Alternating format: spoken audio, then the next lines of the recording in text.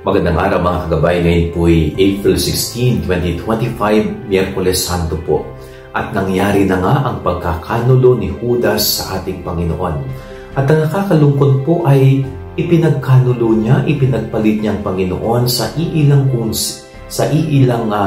kusing na salapi. Yun ang nakakalungkot na kumbaga, mas mahalaga yung iilang pera kesa sa kaibigan.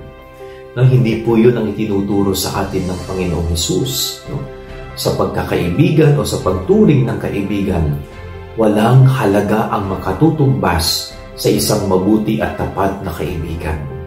Ganun din po sana tayo, no, kung paano natin ituring ang ating kaibigan.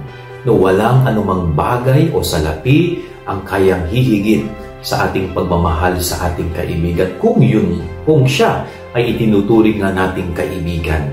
Yan ang ating gabay aral ngayong maghapon. Pagpalain po tayo ng ating Panginoon.